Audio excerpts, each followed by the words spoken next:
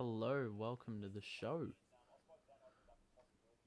Let's just get myself up. We're here, we're live. Ooh, okay, welcome to anyone who's come in nice and early. Let me just get the volume down a little bit. Anyway, um, well, we decided to, you know, for the final hour of the trade period, just cover it, get our reaction, get, get my thoughts out for all those who care um, as to what's going on, what I think regarding this trade period, what each team does. We've had some good deals go through. Hasn't been the most exciting trade period in terms of news and deals that have actually gone through. But regardless, there's still a lot to get done tonight, and I can't see it all happening, but I think there'll be a few things that do end up happening. We've still got Jordan Clark, we got Peter Laddams, like that whole ruck merry-go-round. We got Max Lynch, we got has Max Lynch gone through? I think Max Lynch has. There's a lot of names. John Segler, Darcy Fort, Tristan Jerry. These names aren't really, your casual fans aren't really going to know too much about them. But regardless, I think it'll be very exciting, especially if you're one of these, you follow one of these teams. I think it'll be pretty exciting for you. You know, whether or not these deals go through. If we talk about some things that have happened, obviously, being a Carlton supporter, I'm more up to date with that stuff. But we've got Adam Chera, we've got George Hewitt coming through in free agency. Samo went out the door. Lewis Young comes in, and also Lockie O'Brien and Matty Cottrell have been dumped, with the hopes that they will be picked up through the preseason draft, I believe. That was news that came in just now. And Michael Gibbons got cut, which is probably one of the more questionable decisions that we've done. But if you're another supporter of another team, Pat Lipinski went to the Dogs as recent as, well, it says on the screen here, a couple of days ago. That was on Monday. Today, the only deal that has gone through is the Jordan Dawson deal. That obviously was, talks were held up for quite a while in that with that deal, but they were able to get that one through. Sydney weren't happy with what they had to give up, or what they ended up receiving, because they believe Jordan Dawson is a better player, and usually you're trying to get a bit more for these players that are in demand, but they weren't really able to do that. Obviously, Richmond received Robbie Tarrant. Callum Coleman-Jones went to North. Marby or Chol went to the Suns. Plenty of deals happening. Anyone new to the stream? Oh, wait, Darcy Fort's a Lion. Thanks, Leo, for shouting that one out. I didn't know. It hasn't come up on the track at the moment. Let me just double check that, because you're probably right. It doesn't have it here.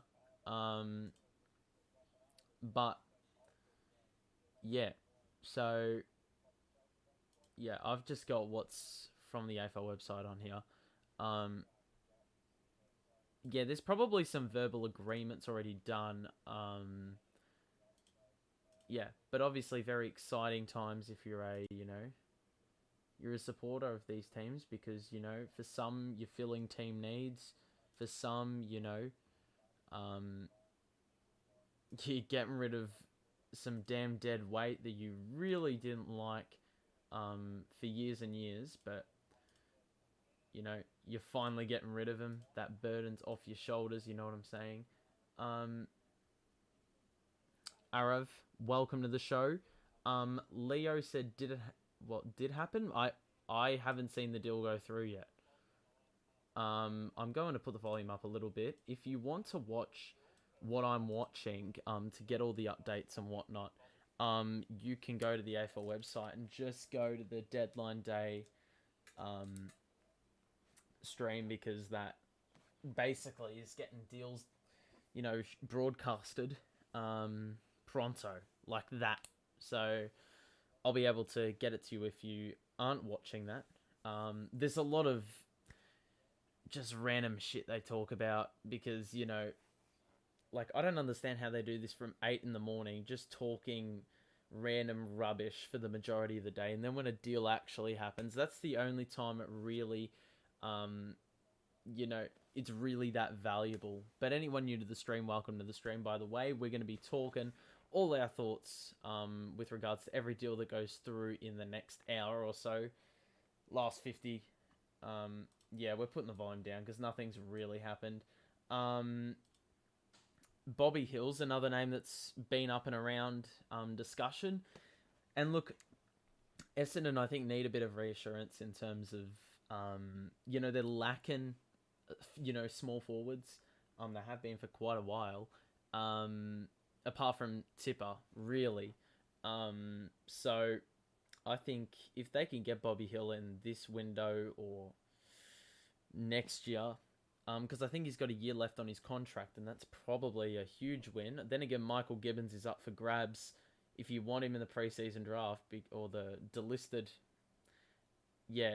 free agent, I'd like to say. If they want a good, capable small forward / midfielder.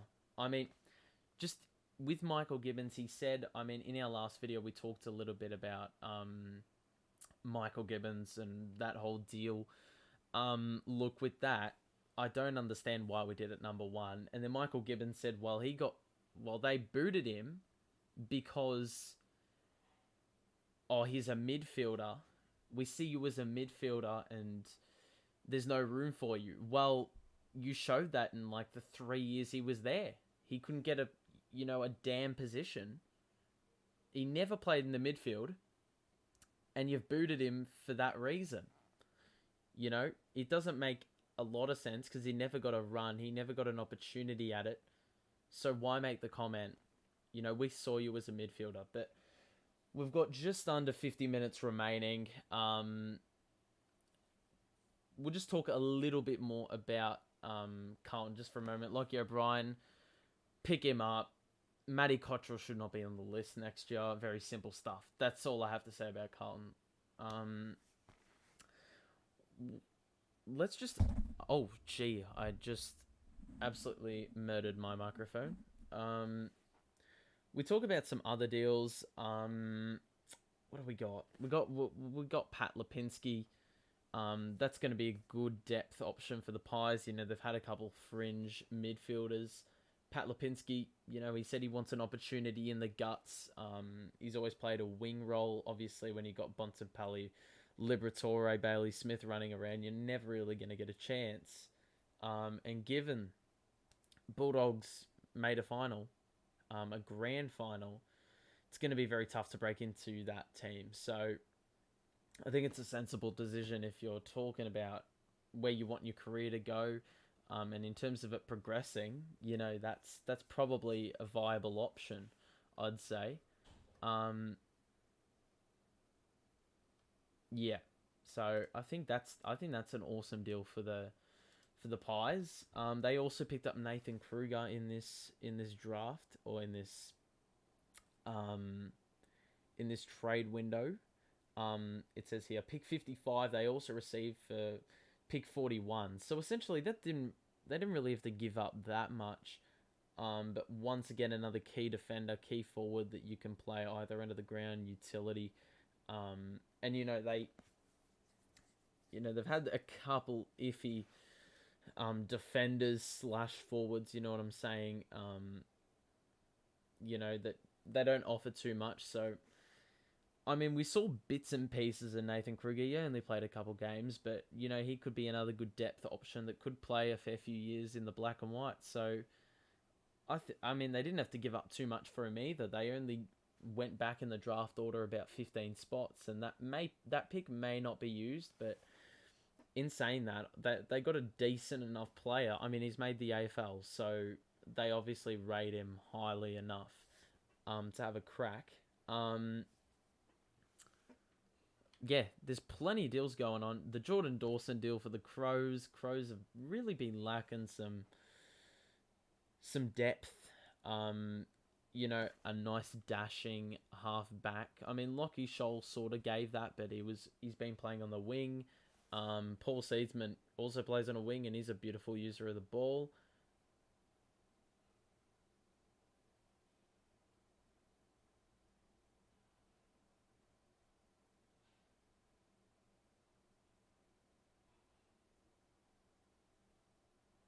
Okay, so Hawthorn are just trying to get a Jonathan Segler deal done to the Cats. This could spark a bit of a ripple effect, whether Darcy Fort ends up going to the Brisbane Lions. Because, that's been a discussion for quite a while. Oh, wait, that's already happened. Darcy Fort has already gone to Brisbane. So we are right on that. That's probably the latest deal. I don't know when that happened. But yeah, so that they pretty much gave up nothing to get Darcy Ford in as well. And that, that'll really help them out, especially with the Hipwood loss. They had to get Danaher pinch hitting in the ruck.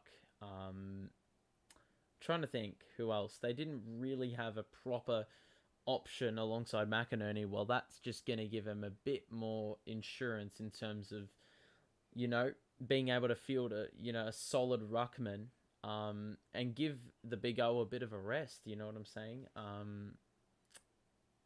But yeah, so that's a little ripple effect deal. I would have thought it would go the other way, and it would have been Segler first and then Darcy Fort, but it has not played out that way. It's gone the other way round.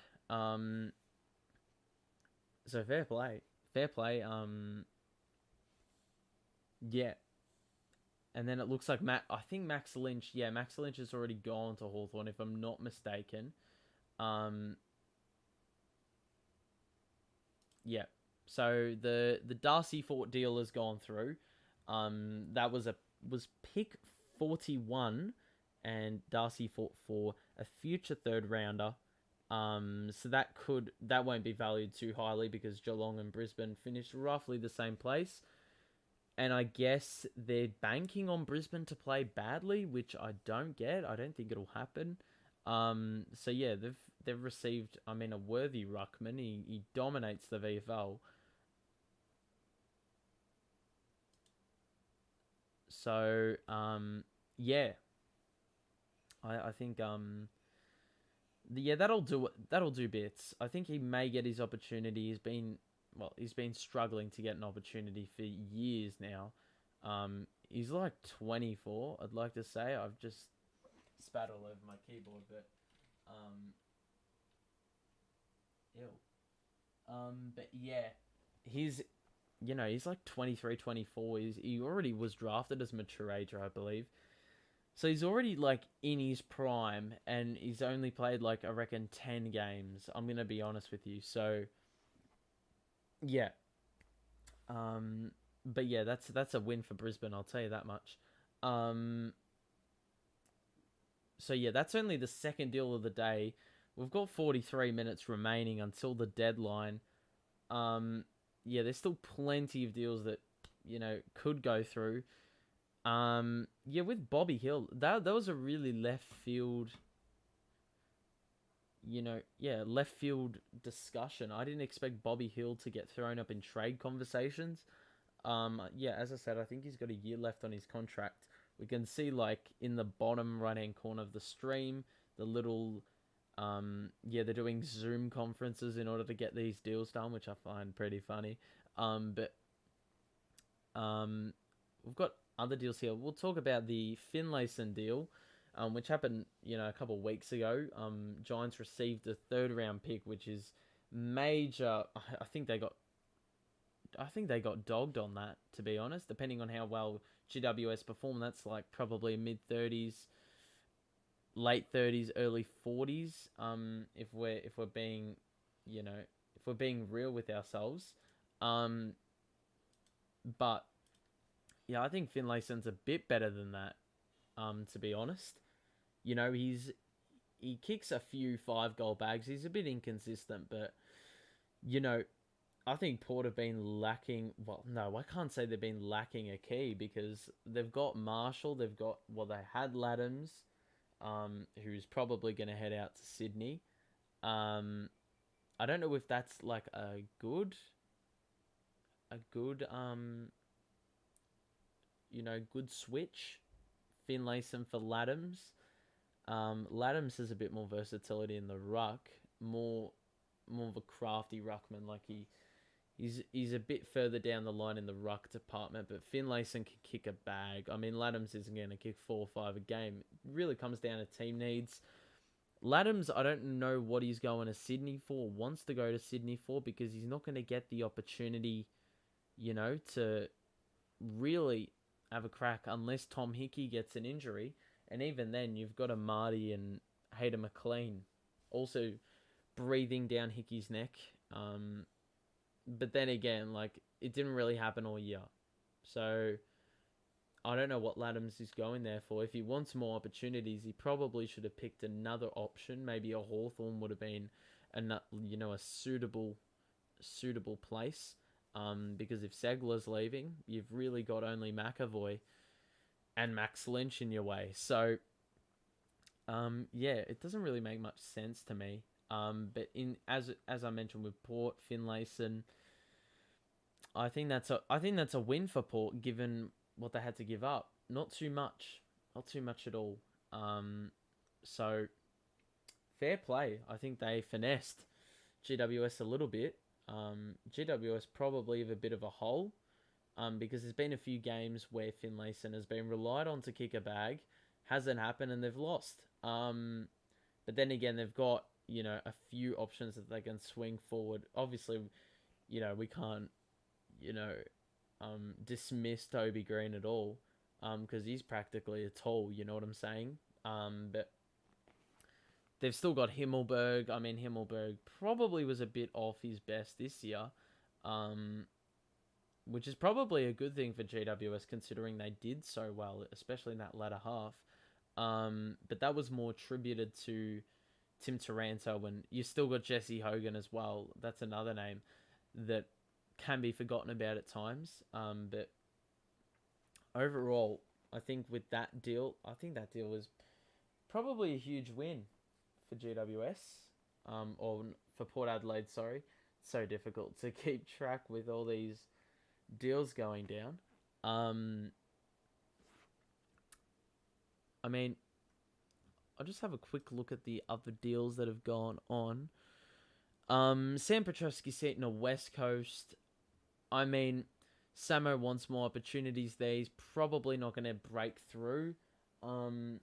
It's going to be difficult for him if we're going to be really, really honest. Obviously, there's a lot of good West Coast midfielders. Gaff, Kelly, Yo, Shuey. Breakthrough of younger guys as well. Jared Brander probably is going to hang around. Jermaine Jones can play in the middle. Mate, this could easily be another Carlton situation. And, well, good luck to Samo. I hope he, gets going with his career, but he's going to find it difficult, I think, at West Coast.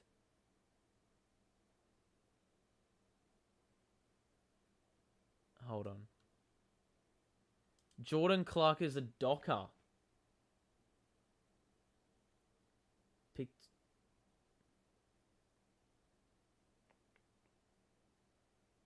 Interesting. Okay, so major talk has been Jordan Clark going to Fremantle, and that has now been announced by Callum Toomey. It'll be pick 22, a future third round pick, which will be Carlton's, and they will get a pick and return alongside Jordan Clark. So I think Fremantle will be happy to get this deal done. They've also got Will Brodie in as well from the Gold Coast Suns, and these are two probably highly rated juniors. That's what the people on Draft Radio love to say. They love to say highly rated juniors. But, yeah, I think they'll be really happy to get Jordan Clark in. See if... I mean, Fremantle Dockers supporters will say, "Oh, we can't really replace Adam Cherrett because of what he offers." But you know, in saying that, Jordan Clark and Will Brodie are, that's a step in the right direction. Will Brodie hasn't gotten opportunities at the Suns, but he's a big-bodied mid, and he can get the job done. AFL Galore Cooper says, I'm happy about Tim O'Brien at the Bulldogs. That's another deal we need to discuss. We'll discuss that now while we're at it, and then we'll go back to Jordan Clark. Yeah, Tim O'Brien, probably most renowned for that brilliant mark against, I don't know who it was, but that's probably his highlight for the season. But in the back half of the year, when Hawthorn were putting together some strong form, he was a really good intercept defender. He can also swing forward as well, and I think that versatility, being able to play forward and back, is what's probably going to be, that's where his value is going to lie. And that was the same with Josh Shackey, really. Yeah, that was the same with Josh Shackey. He was able to go forward and back, and played a pretty big role in, getting the Bulldogs to the grand final. But yeah, I think Tim O'Brien, he may be in the starting 22, the best 22 for the Bulldogs, but in saying that, I think he'll be more one of those fringe players. Then again, he probably wants an opportunity to win a flag and sees, the Bulldogs as that opportunity to get one. So, fair play to him. I think that deal, I think the Bulldogs will be happy to get a bit of reassurance, in the tall stocks. Obviously, they lost Lewis Young, so that's probably a sensible deal. I don't believe they had to give up much. I'm not sure if other deals are going through because I've got the volume down. What trades do you think will happen? Well, we've just had Jordan Clark's deal go through. There's not too many other deals that I think will go through. Jonathan Segler.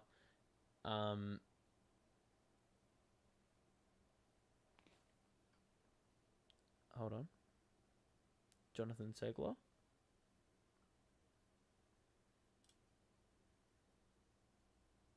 Yeah, I believe Jonathan Segler's also gone to Geelong. So, yeah, those two deals I expected to go through. I don't think there's too many deals that are, really wanting to get done, except maybe the Peter Laddams deal. I think that'll go through. That'll be right down to the wire. We're also probably looking at, I don't think the Bobby Hill deal's going to go through. That's been a really iffy, weird deal that's been thrown up in conversation. There's been a lot of talks around the experienced Hawthorn players. For example, Tom Mitchell, O'Meara, Chad Wingard. Chad Wingard used the Wolf of Wall Street memes to get the message across that he wasn't going anywhere. And Jack Dunstan as well. He's been thrown up in a lot of conversations because he could play a decent role on a contending team.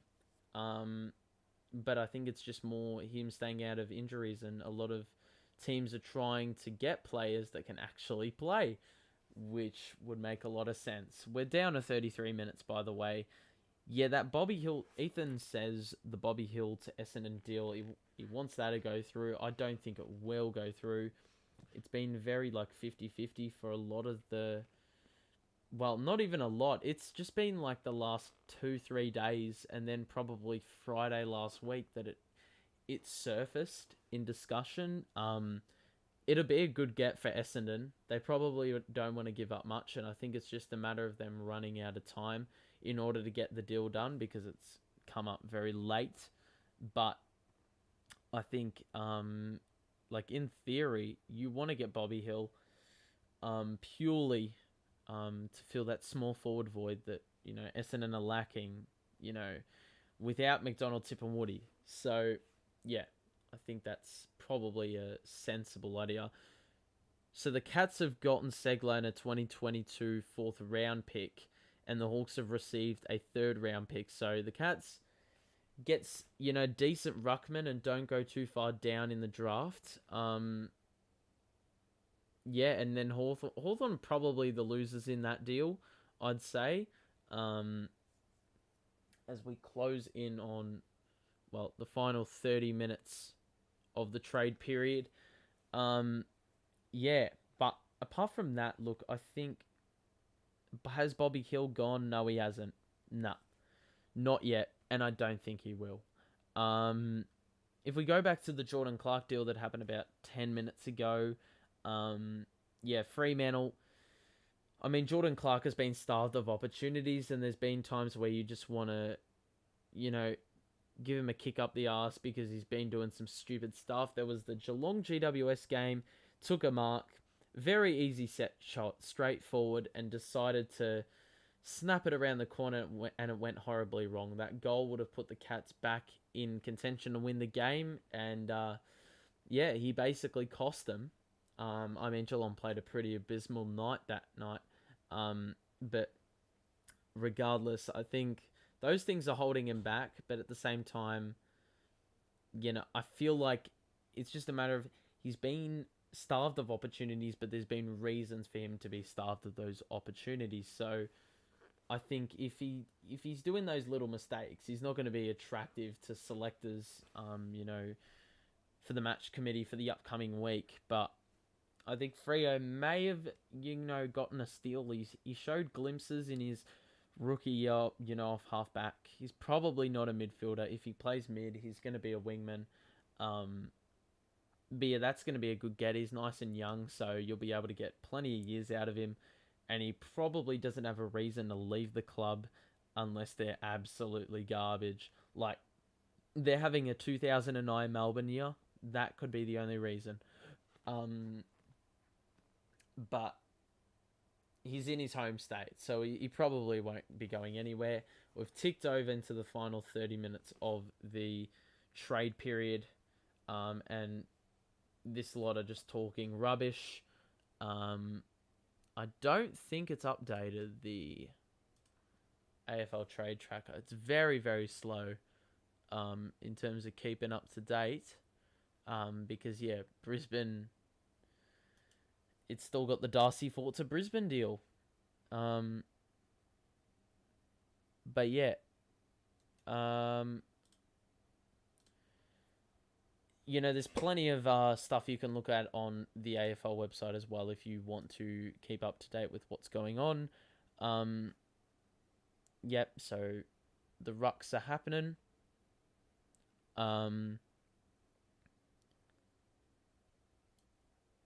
At 6 o'clock, Bobby Hill said he doesn't want to return to GWS next season. Apparently he's going to get more family support if he goes to Victoria. So look, yeah, you have plenty of scenarios that plenty of scenarios where players, they just stink it up. They get a bit pissed off. They get triggered if they don't get their way and they don't get traded to the club they want. And look, you could be staring down the barrel of a very similar situation with Bobby Hill if you don't get rid of him. So it's probably in GWS's best interest to get rid. But in saying that, he's like one of those players that'll get 11, 12 games a season, and unless he has a standout game and then goes on a decent run, you can't really see him playing more, upwards of 16 games. So it could be in the best interest of GWS to get rid, because are they going to fully maximise what he can do? Then again, they probably know that in the back of their minds, and they want to play a bit of hardball in order to get it done. Because they know the potential, but they haven't maximised it yet. They're probably looking at, well, in 5 years' time, if he does well, what is he going to be worth? And that's what we want to get rid of him for now. But yeah, look, that's going to be a huge coup if they can get that in. Yeah, but Adrian Dodoro and the whole Bombers trade group are renowned for playing hardball, and taken the piss, basically. It's happened with the Joe Danaher deal a couple of years ago, which basically affected, that was the ripple effect for the Tom Papley deal. Never happened. And then we had, trying to think, it would have also been the Adam Saad deal, the Dylan Shield deal. That was hard to say. Yeah, all those deals are extremely tough because the Doro is just a bit of you know what. It's some colourful languages involved in that, but yeah, I don't think this Bobby Hill deal is gonna happen at all. Peter Laddam still is yet to go through as well. That's going to be an interesting one to play out. There's no real incentive for the deal to even go through. It's just highly possible it could happen. Because it's been around in the news for a couple of weeks. Tristan Cherry also has been in discussions for some weird reason to go to St Kilda because they need some depth. Not really sure why St Kilda are targeting him. They obviously see something in him, and North see something in him as well because they want a second rounder for him, which is, I think, a bit of an overpay. That's asking a bit too much. Tristan Cherry he hasn't really played a lot of football, and when he does, he's in and out of the side. Doesn't kick too many goals. Is he a ruckman at heart? Yes.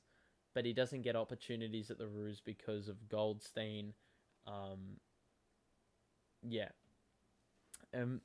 I mean, Callum Coleman-Jones could probably play some ruck as well, but no.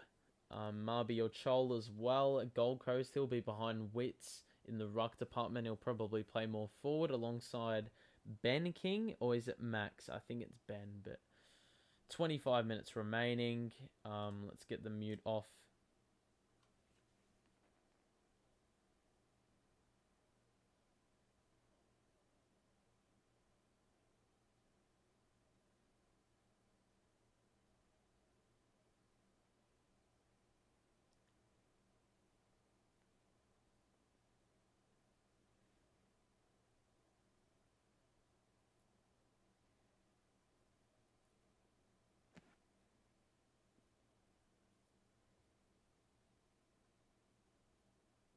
Oh, that's jokes. Kane, turn on your microphone, you twat.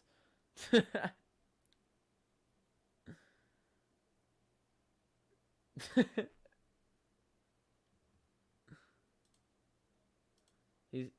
Oh my god. Wait. Yeah, he's Kane Corns is having a mare with the technology, but it looks like he will. Jordan Clark's gone, and Peter Laddams is still hanging around. So, I find this quite intriguing to see whether that deal will go through. As mentioned, it's been in the news for quite a while. Don't know why the deal goes through for both sides. I mean, as we said with Port, they've obviously got a lot of depth in terms of tools. You got Lysette, Marshall, Finlayson is now there, Dixon is there, Georgiades is there. List goes on. Laddams won't be seeing too many opportunities, but if he wants opportunity, Sydney ain't it, Chief. Why are you going there? If we go all the way back, Jake Kelly to Essendon, that is a deal I didn't really see coming, but you know what? That's decent for Essendon, because they've always had, their ruck situation is their key back situation's weird. They've got James Stewart, Laverde, that they're not really key. They were pretty reliable this season. I'm not gonna lie to you, but not ideal.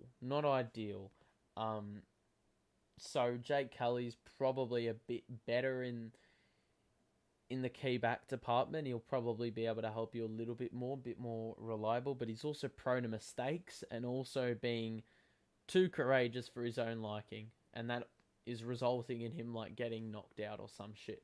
Tyson Stengel is another deal that hasn't gone through. Eddie Betts has gone to Geelong as a coach, and he's luring Stengel there, I believe. So it looks like a lot of Indigenous forwards are on the move. Well, by that I mean it's him and Bobby Hill. But regardless, yeah, that's another deal. I think, Geelong desperately needs some youth. It didn't help when they got rid of Oscar Brownless. They're probably not going to give Charlie Constable a new deal. It doesn't look like it at the moment. I'm surprised he hasn't requested a trade at this point, given he's played about 4 seasons and I think his first season was 2018, and he hasn't had a sniff. So yeah, I think he'll be well on track to a trade next year if he doesn't get many opportunities at the Cats. Yeah, I mean we're closing in on 20 minutes. There's not too long to go. The lights are probably gonna have to come on at some point.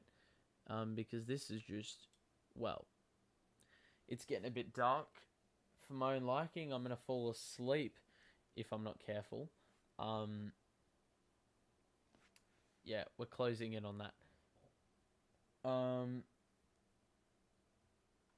Is this gonna update, by the way?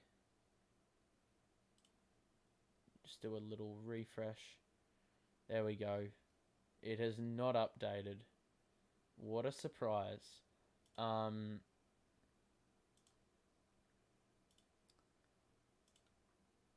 Okay.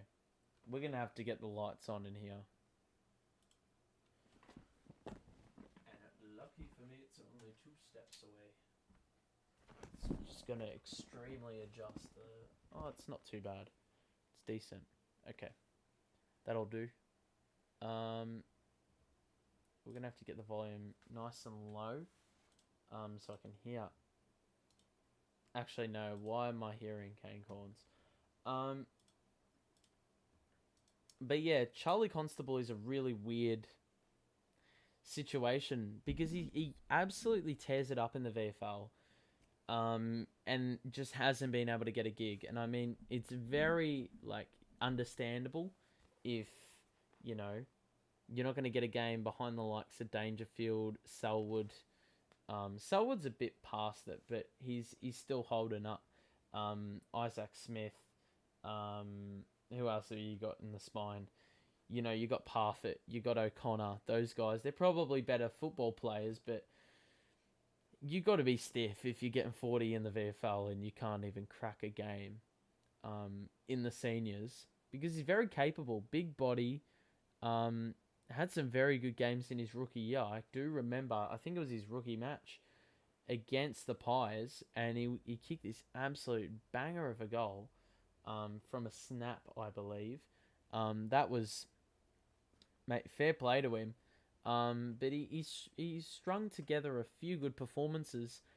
He just never has been able to get back to that because a lot of, they've had a lot of inclusions through this avenue, through the trade period, where they haven't been able to get the job done.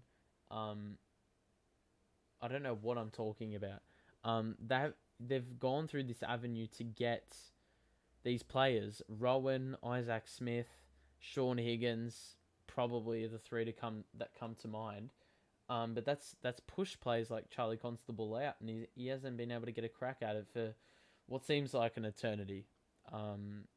Father-son Oscar Brownless, he didn't get an opportunity at all. Didn't get a game. Probably not good enough to get a game.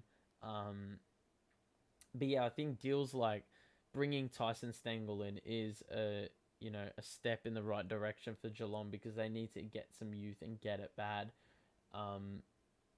They've got some sitting there too to be used.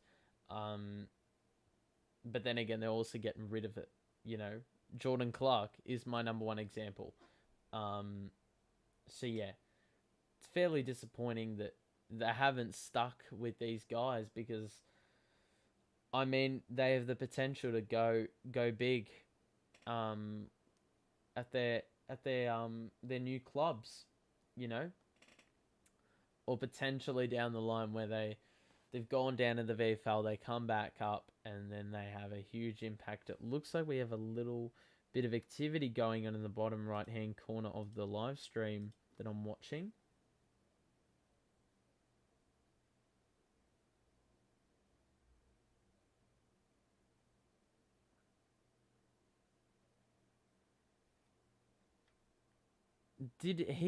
Kane Corns has just said that Reece Stanley can play on the wing. What?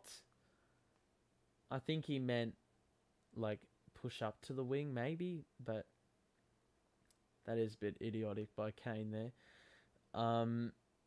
But yeah, in terms of rucking with Segler and Reece Stanley, I think that works well because it's been Stanley, it's sometimes been Radaglia, very predictable. Asava, he's not a ruckman. You want to be playing him key all game. Sometimes he'll get a run on, has to go in the ruck, then disappears for the rest of the game. That's not what you want. We're closing in on 15 minutes, by the way.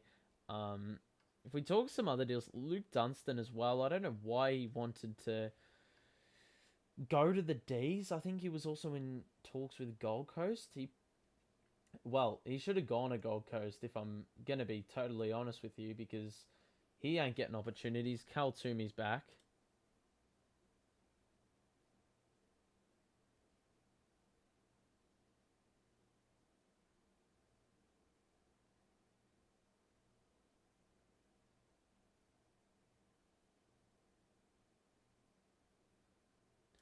Okay, so there's a swap between picks. Max Lynch is also heading to the Hawthorn? Yeah, to Hawthorn.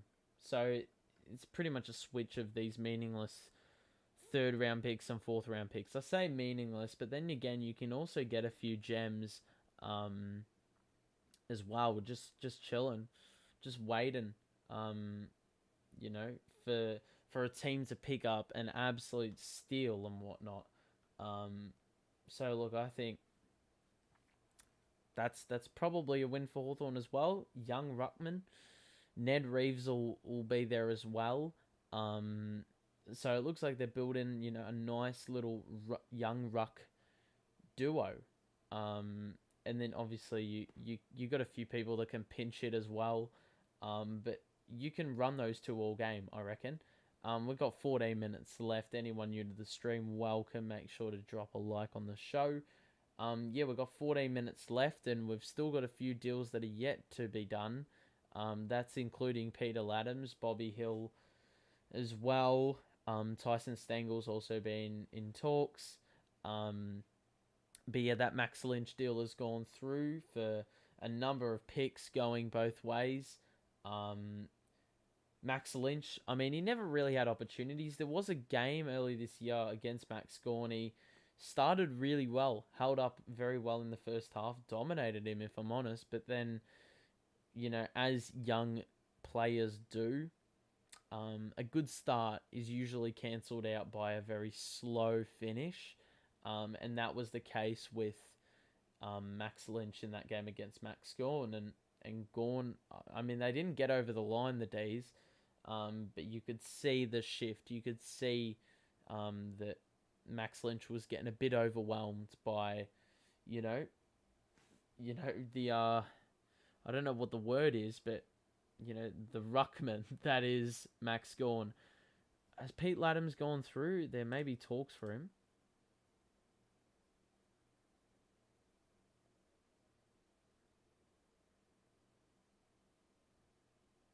I don't think the Laddams deal has gone through yet.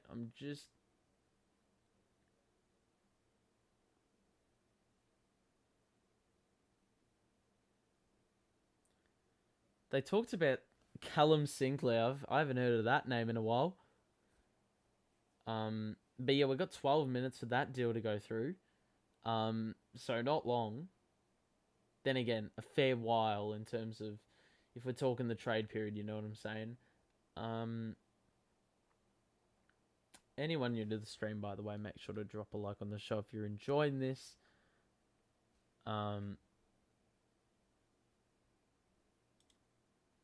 Yeah. So it looks like, yeah. I mean, they're talking about Hawthorn. Let's talk about Hawthorn a little bit. These players have been in a bit of limbo. Chad Wingard, I don't know why he was thrown up in discussions, but I guess Hawthorn are trying to capitalise on these good players that are on a young list that aren't going to push for a flag. You might as well get rid of them, start fresh, reset, get games into the kids, and then move from there. Um,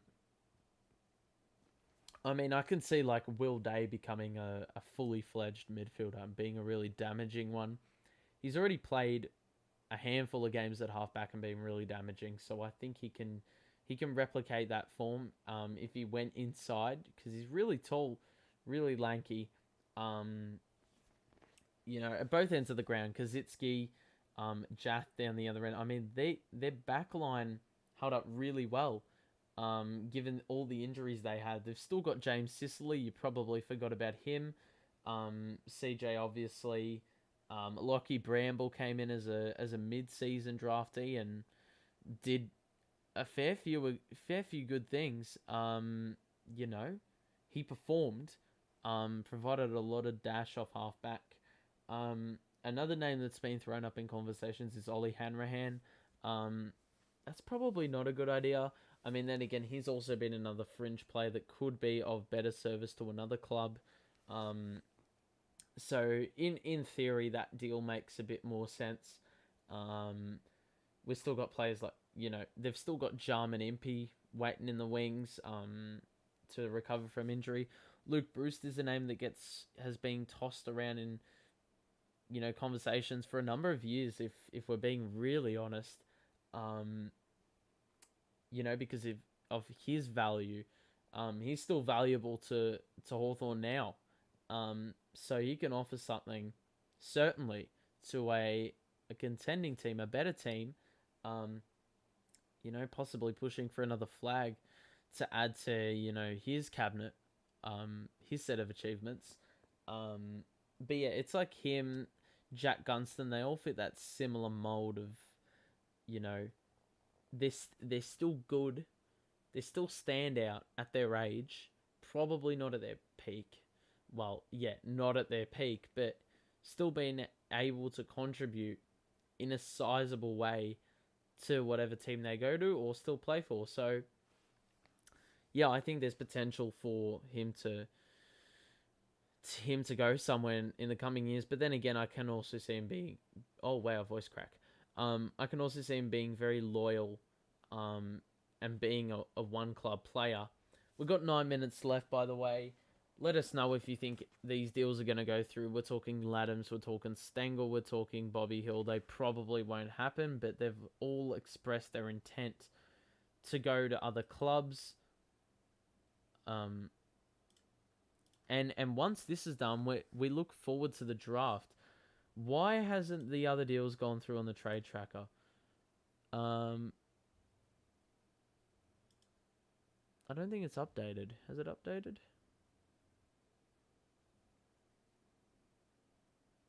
Is it going to do it? I'm just double checking. Yeah, it's up.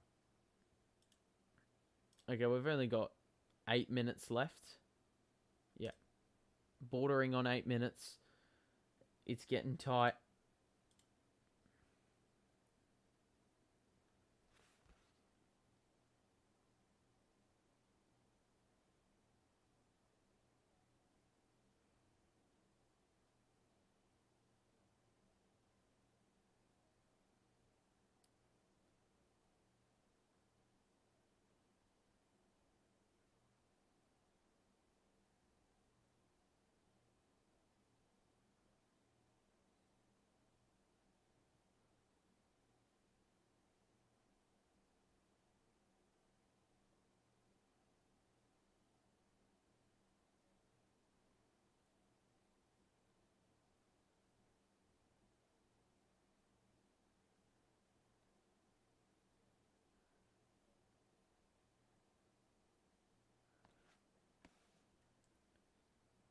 It looks like, I mean, we'll go till the end of.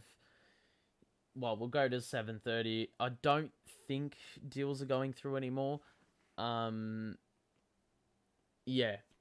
basically all the deals are done. That's what Damien Barrett has said. Which doesn't. I mean, the Lathams deal, I thought it would happen, even though it didn't logically make sense.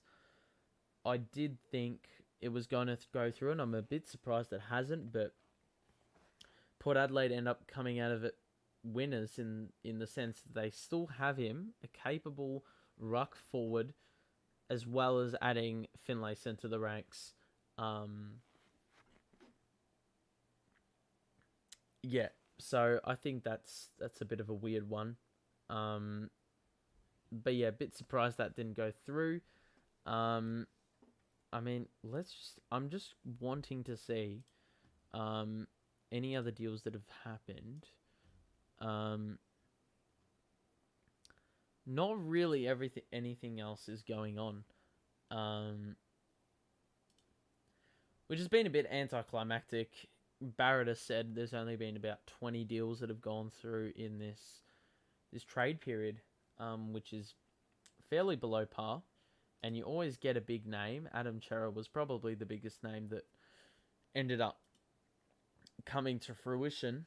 And even if deals didn't come to fruition, Adam Cerra was the biggest name, which is fairly underwhelming if you're an AFL fan. You know, we haven't gotten the Zach Williams or the Joe Danaher this season at all, really, which is a bit But you know, there's a couple deals under the rug or what may have been swept under the rug as difference makers for their respective teams. I think North will benefit from what they've been able to do this off season, even though it hasn't really been much. They've gotten rid of Tarrant, but they've got some developing key backs, I believe, and then they've also got Callum Coleman-Jones, which is, I think that's going to be very nice when you pair him with Nick Larkey. That could be very nice to watch. You also got Zohar playing as the third tall.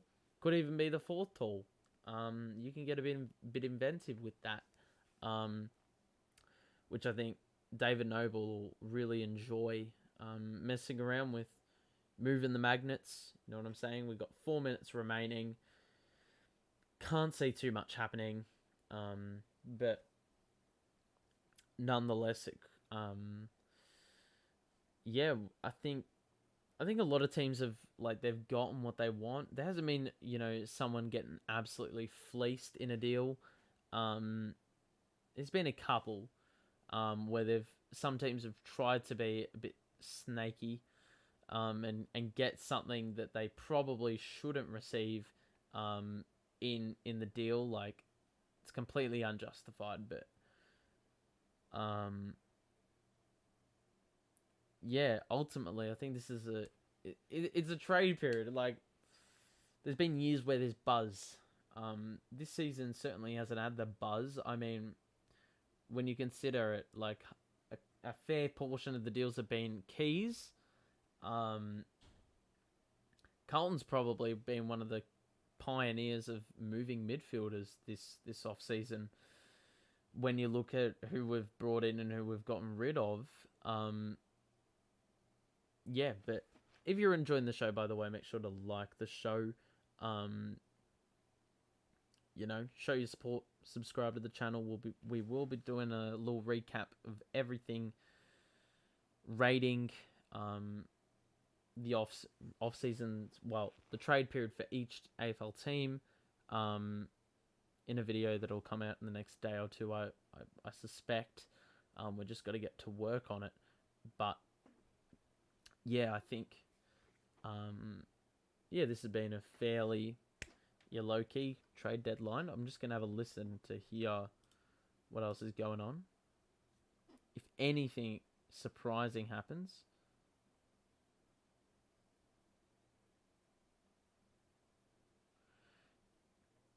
And I mean, let me just get up.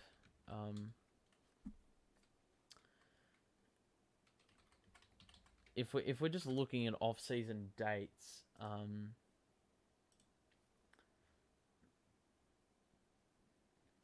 after this, there's still matching for matching yeah matching for restricted free agency that closes on Monday. Unrestricted free agency closes on Friday, so that's still it's still going. Oh wait, that was last week. Never mind. Free agency is already done. October, November, it's a selection only trade period. I don't really understand that. The draft will happen over 2 days. In a month, 6 weeks basically, which we will also be doing. And then the preseason rookie draft is a day after the second round. We've got a minute remaining in this one too, so that'll be that'll be good fun as well. Very interesting to see what teams will come up with in terms to filling out the rest of their list. There's certainly, this draft class, I don't know a lot about them, but obviously we already know what we're going to get with Nick Dacos and Sam Darcy. We know where they're going. North, what they do with their pick, they decided to hold it. I think there'll still be some swapping in terms of draft picks right up until the night of the draft. Because I don't believe you can do trade. I think you can do you can do trading on the night of. So that changes things up a little bit. We've got 20 seconds left.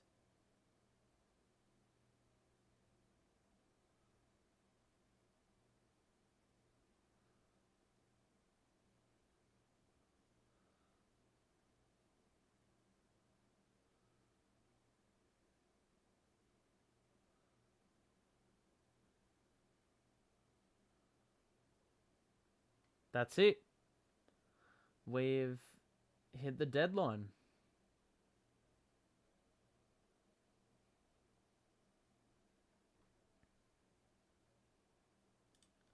We have, essentially finished the trade period. I don't remember what we were saying before, but obviously Laddams didn't go through, Bobby Hill didn't go through, Stengel didn't go through.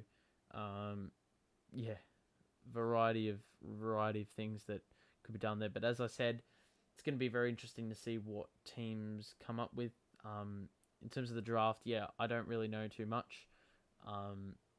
North are holding that pick 1. They've been pretty adamant on holding that pick 1. So they'll probably get Jason Horne-Francis. I believe that's his name.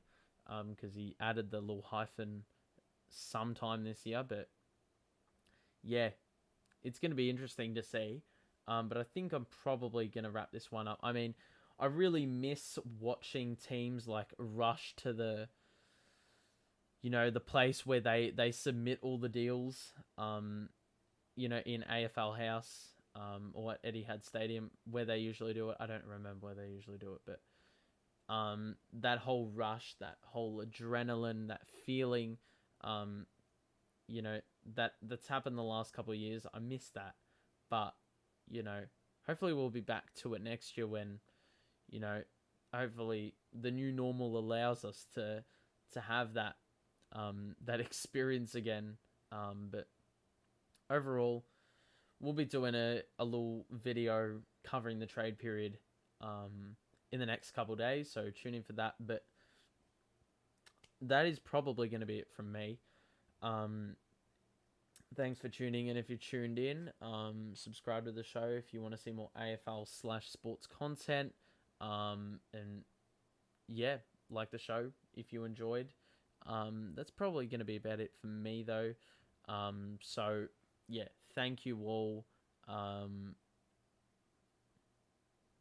watching, and I guess I'll see you on the next, whenever that may be.